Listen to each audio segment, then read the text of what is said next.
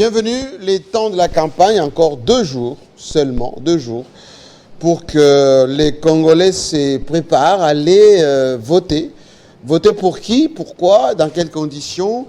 Malgré les réserves des uns des autres, les choses, c'est précis, parce que d'une part, la CENI continue à dire, à rassurer qu'il y aura effectivement le scrutin le 20, c'est-à-dire mercredi prochain. La journée même déjà décrété chômé et payé. Les états-majors, ça affûte leurs armes. Et d'ailleurs, on s'est intéressé à l'opposition, comme nous avons reçu, pas plus que hier, le membre de la majorité. Maintenant, c'est l'opposition qui doit s'exprimer pour savoir effectivement de quoi il s'agit lorsqu'on évoque un processus à problème. Alors, j'ai invité aujourd'hui le secrétaire général de LGD, le parti de Matata Pogno, Franklin Chamala. Bienvenue. Merci beaucoup, Monsieur Jean-Marie. Mais je vous vois en robe. Mettez-vous debout voir. Qu'est-ce que ça veut dire, ça? C'est ma tenue de campagne. Ma tenue de campagne. Oui, je vois votre numéro là. Mon cache-poussière. Je suis candidat à la députée nationale dans la circonscription de Lukunga, Kinshasa.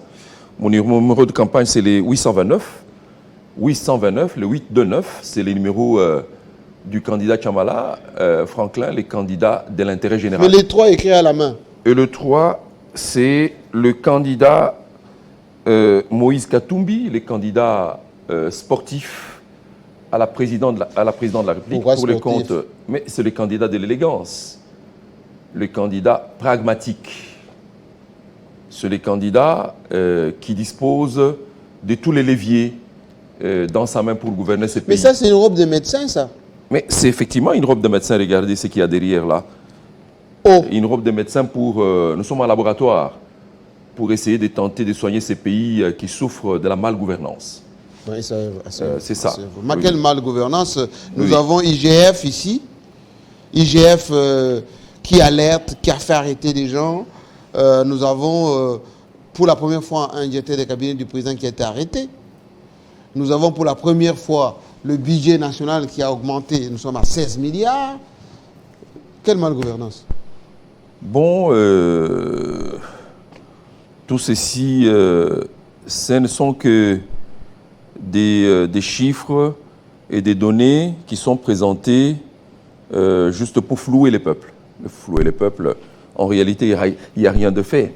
Rien de fait. Comment il n'y a rien de fait? Il y a le pôle financier. Il y a les 145 territoires. Il y a l'armée qui commence à avoir 1 milliard presque de budget, la loi de programmation militaire, la voirie, une partie des Mbushima, ici à Kinshasa, etc. Tout ce sont des choses que Félix a fait, que vous feignez ne pas accepter. Monsieur Jean-Marie, nous sommes dans la ville de Kinshasa où toute la voirie urbaine est en destruction. Nous sommes dans la ville de Kinshasa où la délinquance... Vous avez vu Elenguessa? Ouf. Mais Elenguessa n'est qu'une route, parmi beaucoup des routes de la ville de Kinshasa qui se sont détériorées et qui sont dans les conditions que vous connaissez. La délinquance dans cette ville est montée d'un cran. Moi, j'ai subi cette délinquance dans ma chair. J'ai été interdit il y a 2 jours de tenir mon activité de campagne en Ngaliema-Ozone par les forces du progrès. J'ai une candidate qui a été violemment agressée hier. Son véhicule de campagne vandalisé à l'arrêt IPECO là-bas. Parce que ces véhicules portaient son effigie, l'effigie de Matata et l'effigie de Katumbi. Ça s'est passé devant le poste de police que l'on appelle... Vous victimisez beaucoup, hein? Non, ça s'est passé en pleine journée devant le poste de police que l'on appelle Péné-Péné. Personne n'est intervenu, ni était la clameur publique. Vous auriez compté les morts. Les gens ont été dénudés, les filles dénudées. Pour avoir fait quoi? Attendez. Oui. D'abord, Franklin Chamala, on parle aujourd'hui de duo Matata, Katumbi, duo d'enfer, duo qui va faire bouger le pays, etc. Mais Matata avait son programme politique. Tout à fait. C'est ça avait son programme politique. Tout à fait. Comment vous allez jeter vos programmes à la poubelle et vous allez vous rejoindre Katumbi c'est que vous n'étiez pas convaincu par ce qu'il voulait faire. Mais c'est ça les pragmatismes. Nous sommes allés en Afrique du Sud il y a un mois passé invité par une ONG sud-africaine qui travaille sur la gouvernance et la construction de la paix. Nous avons été conviés là-bas avec d'autres partis de l'opposition. Nous étions 5 formations politiques pour essayer de scruter notre processus électoral et d'essayer d'envisager une stratégie commune pour faire face au pouvoir dont manifestement la stratégie pour empiler était connue de tous. Nous y sommes allés, nous nous sommes assis autour de la table et nous avons conçu notre stratégie ensemble. Au nom de cette stratégie, nous avons convenu de désigner un candidat commun pour les comptes de l'opposition, lui donner un programme commun de gouvernance pendant les 5 ans, mettre en place une coalition commune, une coalition qui va accompagner ces candidats, une coalition politique. Est-ce que vous parlez le même langage? Mais nous parlons le même langage. Nous, ça veut dire le LGD, Ensemble pour la République, Envol et le parti de Mukwege. Il était là avec nous. Il était là avec nous. Il est signataire de tous les documents avec nous. Mukwege? Oui, je dis bien le parti de Mukwege, qui était représenté par M. Moleka, qui s'est rebiffé après, comme tous les Congolais savent le faire. Mais évidemment, il y avait dans la délégation également les partis SID que nous avons résolu ensemble de mettre de côté parce que, et je dois le dire ici, nous n'étions plus en phase ou en harmonie par rapport à l'approche des questions gouvernementales, surtout à l'approche de la question du processus électoral dans le pays. Nous avons mis SID de côté pour commencer à fonctionner ou pour siéger à 4.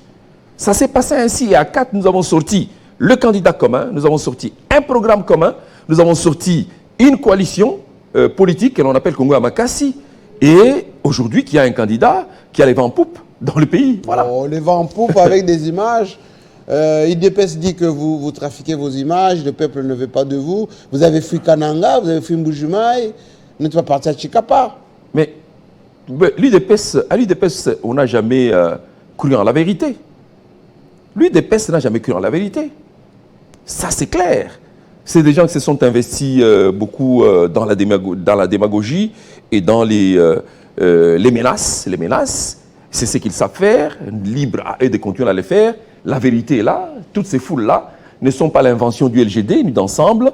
C'est le peuple qui s'exprime et qui court après le candidat du pragmatisme, le candidat sportif. Vous voyez les candidats sportifs, le candidat élégant, le candidat, comme je le disais, qui a entre sa main tous les leviers de gouvernance de ce pays, qui connaît les problèmes du pays et qui a dans son paquet déjà les solutions envisageables pour tous les problèmes. Le problème avec vous, c'est que d'une part, Tshisekedi a un bilan, lui, il vient de faire 5 ans. Mais Matata, c'est ancien Premier ministre.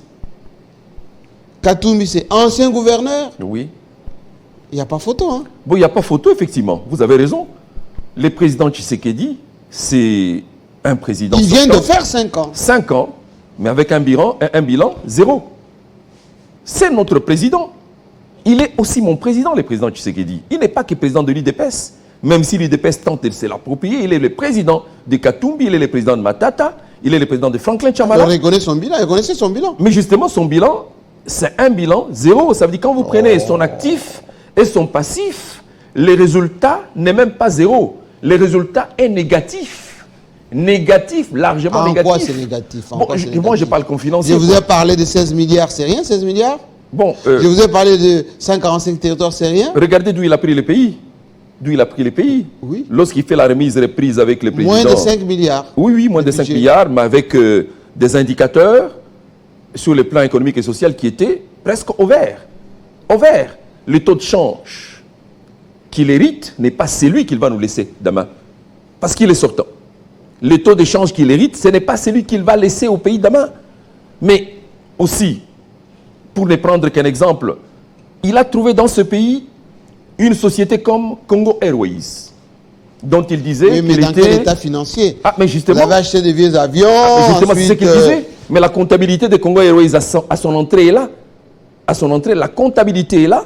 Il avait des aéronefs dont les chefs de l'État s'est servi. Mais à la date d'aujourd'hui, c'est parti où tout ça? C'est parti où? Il a trouvé ici des réserves d'échange et que son régime a bouffé rapidement. Dans les cas de il en a mis 5 milliards maintenant. Mais je dis... Il dit qu'il en a 5 milliards d'euros. Je dis aujourd'hui, il ne sait même pas payer les fonctionnaires de l'État. Les fonctionnaires qui étaient payés régulièrement par Kabila et Matata ne sont plus payés, ou ils sont payés tous les 2 mois ou tous les 3 mois. Alors ces bilans-là, positifs, qu'il clame partout, que son gouvernement clame partout, c'est un bilan positif en quoi? Mais avec une armée qui a fait quoi? Mais il a recruté 40 000 jeunes, il a acheté des équipements. Mais qui font quoi en termes de résultats? Parce que... Il protège, Goma n'est pas tombé. À l'est du pays... Goma n'est pas tombé. Mais à l'est du pays, il n'y a pas que Goma, il y a Massissi, il y a Bunagana, qui est contrôlé par la rébellion depuis maintenant près d'une année, et j'en passe de meilleur. Mais, alors, c'est positif sur quel point de vue? C'est positif parce que les ministres eux-mêmes sont bien payés, les parlementaires sont payés. Sur ce plan-là, c'est positif. Mais sur d'autres plans, poser la question aux Congolais lambda, on vous dira que mais ce la pays-là... RDC sur le plan diplomatique est respectée aujourd'hui sur le plan international. Respectée par qui? Parce que vous avez suivi que c'est dans un pays voisin qui a des accords politiques et de développement avec notre pays, le Kenya. C'est dans ces pays-là d'où vient de naître un autre mouvement rebelle. Décision courageuse, on vient de rappeler l'ambassadeur. Mais justement, ça ne doit pas s'arrêter là. Nous pensons que cette décision courageuse, elle doit aller jusqu'à révoquer tous les accords commerciaux et économiques qui ont été signés avec ce pays-là. C'est déjà fait. Et d'ailleurs, on a même indexé les Rwandais maintenant. Mais je sais. C'est que vous, Katumbi, Matata et les autres, vous n'avez jamais indexé. Non, Katumbi et Matata. Gagame, vous ne le citez même pas. Non. Il faut réauditionner tous les discours de Matata et Katumbi.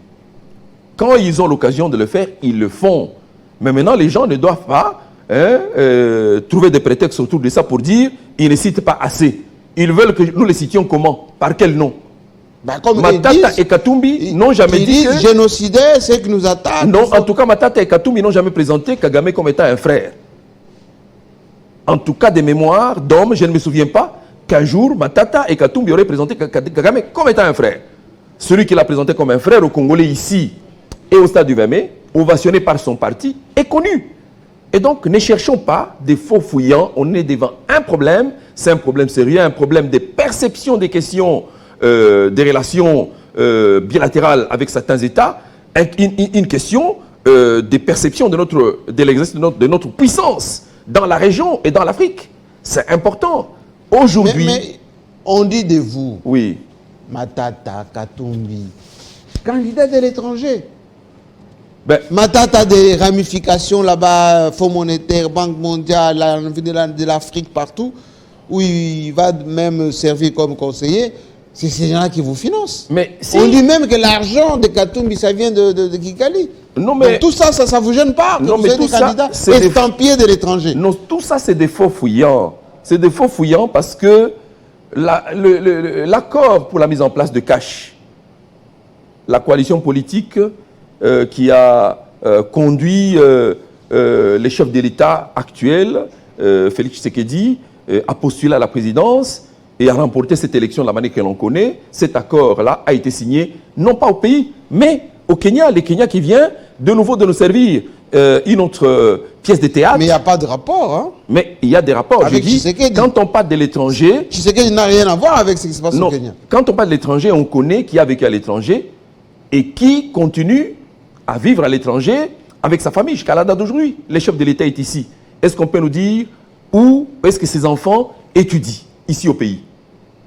Ils étudient où? Ils ont grandi. Non, ils étudient où ici au pays? Ils ont grandi. Non, ils étudient où? Ils travaillent maintenant. Non, ils travaillent, mais ils passent les plus clairs de leur temps à Bruxelles ou à Paris. Les candidats de l'étranger, ce serait qui en ce moment-là? Non, ne trompons personne. Nous n'avons pas besoin de vivre en autarcie. Nous sommes le Congo, pays à vocation internationale, un pays ouvert au monde. Et donc, si nous pouvons avoir des dirigeants qui sont ouverts au monde, ce n'est pas une mauvaise chose. Mais maintenant, assimiler ces dirigeants aux candidats de l'étranger, c'est une mauvaise lecture. Et personne ne peut y croire.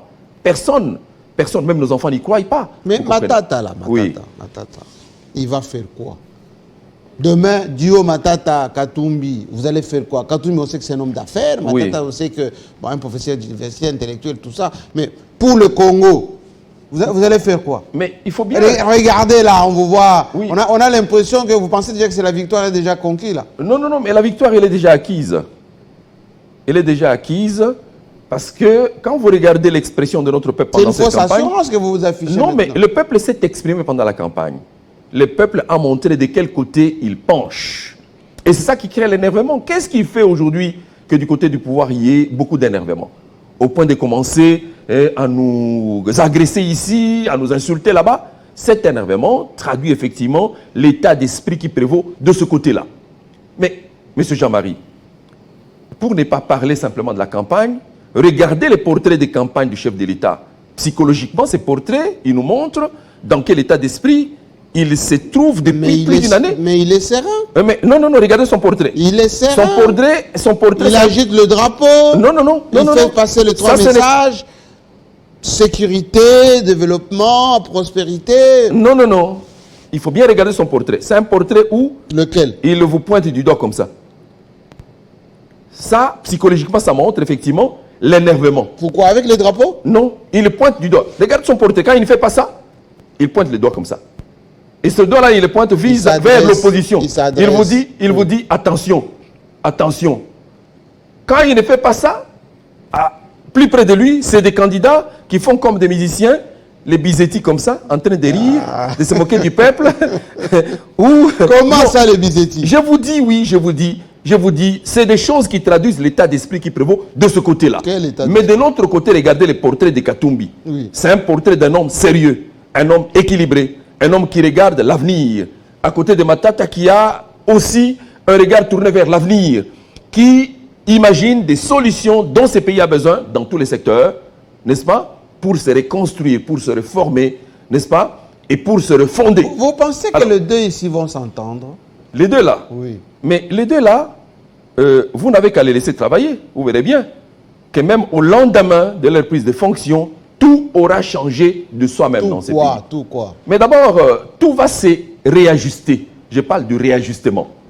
Vous savez, la constitution que nous avons dans ce pays, la constitution de février 2006, c'est une constitution qui a été conçue et qui avait la vocation de pouvoir, en fait, inaugurer une époque nouvelle dans ce pays. Une époque de construction démocratique, une époque de stabilité, une époque de progrès. Et nous étions dans ce processus jusqu'à l'avènement du président Tshisekedi. Depuis lors, c'est la rupture avec ce processus. Comment ça, la rupture? Parce que Tshisekedi lui-même lui dit, de mémoire des Congolais, on n'a jamais vu ça. Mais des choses aussi rapides, les choses qui se sont faites partout. Les 145 territoires, par exemple. Non, ça c'est quoi? Qu'est-ce qu'il y a dans les 145 territoires? C'est un morceau de programme. Des centres de santé partout, des écoles partout. C'est où? À Kinshasa, ici, est-ce qu'on peut le dire? Ceci s'est concrétisé où? D'abord, c'est un plagiat, ces 145 territoires-là. C'est un plagiat du plan national stratégique de développement qui a été conçu sous Kabila et Matata et qui existe. On a juste amputé cette partie-là. Mais pourquoi vous ne l'avez pas appliqué? Non, mais justement, il y a un temps pour concevoir, il y a un temps pour concevoir, un temps pour mettre en œuvre. L'essentiel dans l'exercice de la gouvernance d'un pays, c'est la continuité de l'État, savoir dire, ça, c'est elle qui a commencé, moi je continue. Les 145 territoires, c'est extrait de ces plans-là, les plans nationaux stratégiques de développement. Donc, ça c'est une raison importante. Vous étiez vice-ministre du plan. Hein? Absolument, donc ça relevait de moi. Oui. Deuxième chose, c'est que quand on dit, mais ces deux-là, où est-ce qu'ils vont nous mener? Mais ces deux-là savent exactement d'où le pays vient, d'où il est arrivé. Les chefs de l'État, quand ils prennent ces pays, mais les tribalismes dans ces pays étaient oubliés, c'était derrière nous. Aujourd'hui là, où est-ce que vous voyez les tribalismes? Aujourd'hui c'est chaque jour qu'on nous rabâche les oreilles. Regardez d'ailleurs, regardez. Nous suivons, je reçois là une vidéo de quelqu'un qui dit, vous les Balouba, si vous accueillez Katumbi ici chez nous en Bujimaï, aussitôt qu'il part... Mais ce sont les individus... Mais justement, ils ont été interpellés. Imaginez-vous que ce soit Tchamala qui dit ça. Imaginez-vous que ce soit Kabila qui dit ça. Ou que ce soit Katumbi qui dit ça. Ou Matata. Nous serions en prison. Mais c'est quelqu'un qui est connu, dont l'adresse est connue, dont l'appartenance politique est connue, qui dit, attention, aussitôt qu'il partira de cette province, il faut les suivre. Il y a un autre, maire de la ville de Kananga, qui a fait la même chose. Il a été interpellé par qui? Donc c'est des choses qui sont cautionnées. Ce sont les individus. Mais justement, des individus, un individu pour le cas de Kananga qui engage l'État, mais qui se sent, lui, à mesure de menacer les autres. et de dire cette province, c'est pour Tshisekedi, si vous y venez, vous n'en sortirez pas. Mais alors, nous disons, sous Kabila, ces choses étaient déjà oubliées. Cette fracture-là, ce n'est pas en tout cas du positif sur le bilan du chef de l'État. Vous êtes candidat 829, oui, ici à Kinshasa. Tout à fait. Vous avez quel discours, vous, quand vous allez voir les Kinois aujourd'hui? Parce que Matata a géré pendant 5 ans, parce que vous étiez avec Kabila, quel discours vous allez donner aux gens? Moi, je n'ai même pas un discours à servir. Je suis moi-même un discours. Jean-Marie Kassamba, je suis un discours. Pendant 5 ans, de traversée de désert, moi, j'ai donné aux habitants de Lukunga un pont à véhicule. Un pont de 40 tonnes. Le pont de Chamala existe. Il est relie Kintambo. Ici à Kinshasa. Ici à Kinshasa, il est relie Kintambo à Bandalungwa. Vous pouvez envoyer la caméra, il y a les archives ici. Et ces ponts-là, il n'y a pas que l'opposition qui l'utilise. J'ai dit que je suis un candidat de l'intérêt général parce que même les gens de l'UDPS passent par ces ponts. Et d'ailleurs, à cause de ce pont, une maman de l'UDPS de mon quartier est venue me voir pour me dire « Papa, yo, Nicolas Pont, il a voté Kakayou. » Je vous dis vrai, je suis un chrétien. Je préfère continuer. Au quartier Congo, où les mamans étaient obligées d'aller acheter les bidons d'eau à 500 francs chaque jour, bidons de 25 litres, j'ai donné un forage d'eau moderne qui dessert l'eau gratuitement à ma population là-bas. Je n'ai pas pris l'argent dans la caisse de l'État. Je me suis servi des subventions que j'obtiens auprès de mes partenaires pour servir mon peuple. Je ne donne que ces 2 exemples pour vous dire que nous sommes une référence. Mais tu sais qu'il y en a fait autant. Hein. Ben, lui, il sait où il prend l'argent. Il puise dans les trésors publics. Nous, on n'a pas puisé dans les trésors publics. Allez vérifier. Passez au quartier Congo. On dit de moi intérêt général. C'est comme ça qu'on m'appelle. Mais j'ai été menacé de ne pas tenir mon meeting à la cité des anciens combattants. Vous victimisez. Je n'ai pas tenu le meeting, mais le peuple qui fait ma campagne a tenu sa réunion sans moi. Et quand vous y allez, mes panneaux sont partout. Mes flyers sont distribués comme des carcabuettes à l'ozone. Et donc, ça veut dire que le peuple connaît ses serviteurs. On n'a pas de discours. Le peuple, ici, c'est comme des brebis. Les brebis qui connaissent leurs propriétaires. Mais est-ce que vous n'êtes pas dans une culture de victimisation? À Kindu, là-bas, on a victimisé quelqu'un, voilà, on l'a tué parce qu'on a empêché. Matata Pogno lui-même a dit on l'a empêché de tenir son meeting à sa place Mapon, là, à Kindu.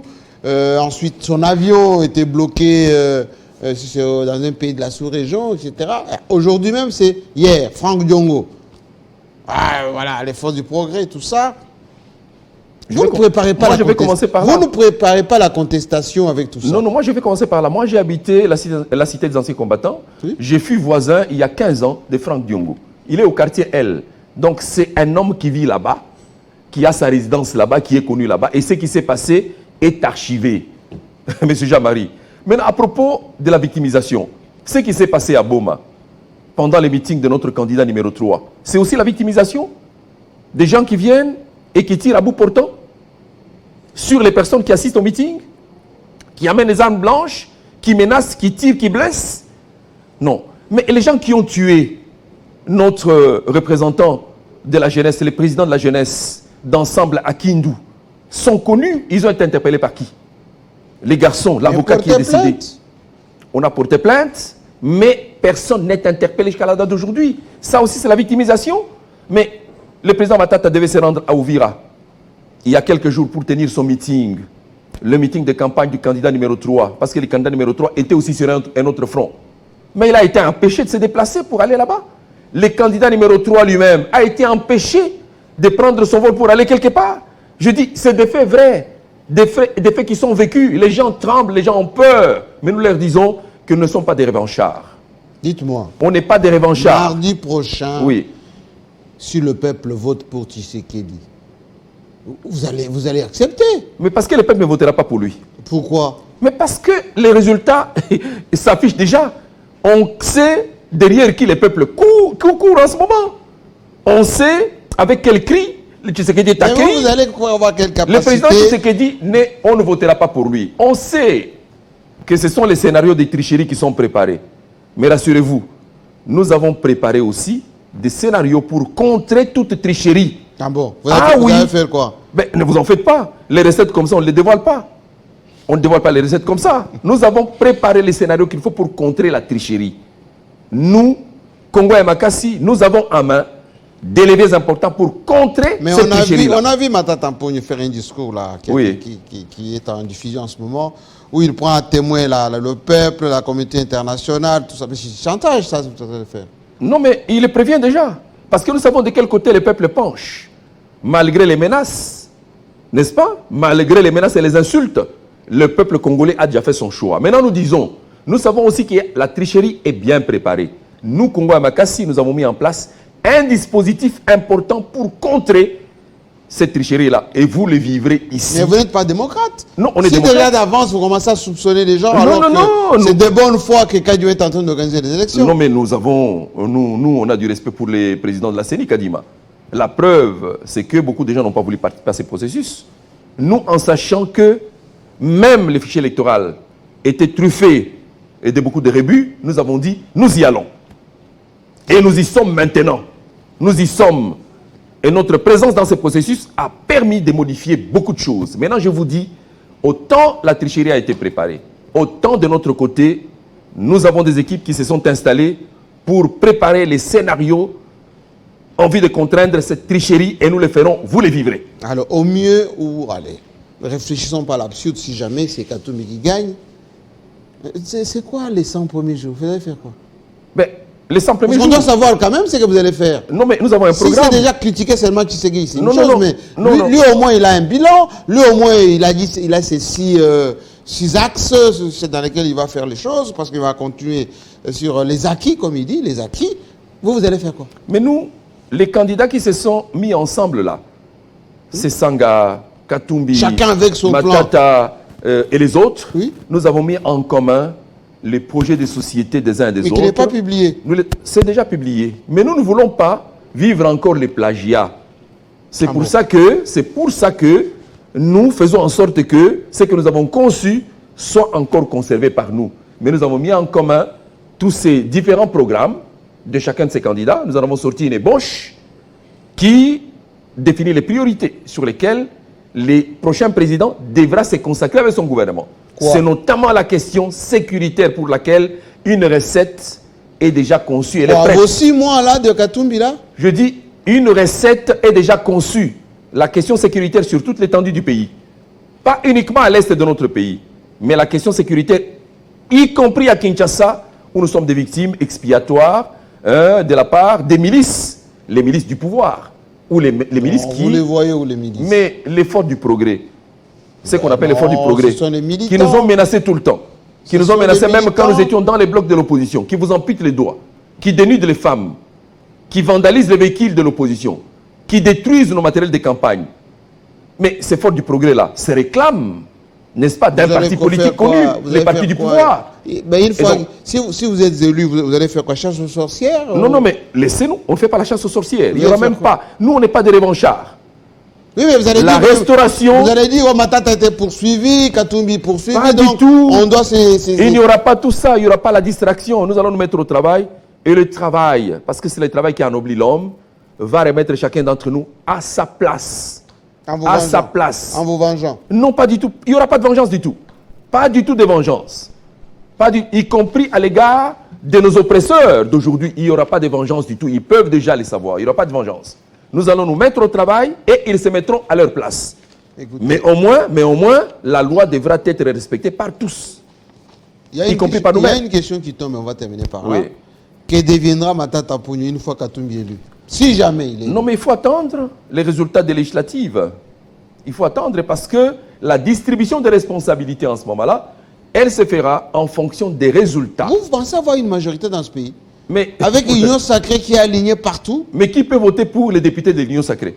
Ben, le peuple. Mais à l'intérieur là-bas, et même à Kinshasa, il y en a qui ne s'affichent même pas avec le portrait de chef de l'État. Vous avez suivi récemment le secrétaire général de l'UDPS qui coordonne l'Union sacrée, en train d'intimer l'ordre à tous les candidats d'afficher obligatoire. Il dit afficher le portrait du chef de l'État sur vos portraits. Il y a malaise de ce côté-là. Ce n'est pas Ezea Kisangani. J'ai rencontré quelques amis. J'ai quelques amis au gouvernement, vous savez. J'ai rencontré des amis là-bas qui sont candidats à Kisangani et qui me disent permettez-nous vraiment de nous présenter pendant la campagne comme appartenant à l'opposition, parce que c'est difficile de se faire élire ici comme étant du pouvoir. Je vous dis des choses vraies.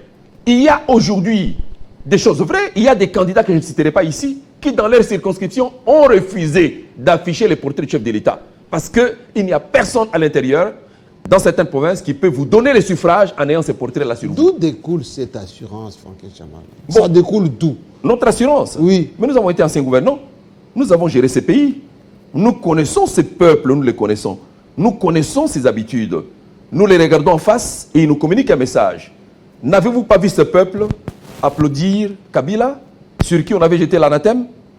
Le président Kabila, il est applaudi partout, il passe, non? Et donc, Matata, ici, quand il passe, on vous dit le roi du dollar. Debout. Le roi du dollar, le roi du dollar. Dites-moi, il Oui. y a des gens de l'IDPS qui disent comment on va lire Katumbi qui a monopolisé l'économie du Katanga? Comment on va lire Matata, l'homme de Bukangalonzo, tout ça? Comment on va vous faire confiance? Non, mais c'est des fausses histoires. Encore que même ce qu'on nous impute là n'est rien par rapport au scandale que nous vivons aujourd'hui. N'est rien, ça n'est rien au pillage que les pays vivent aujourd'hui.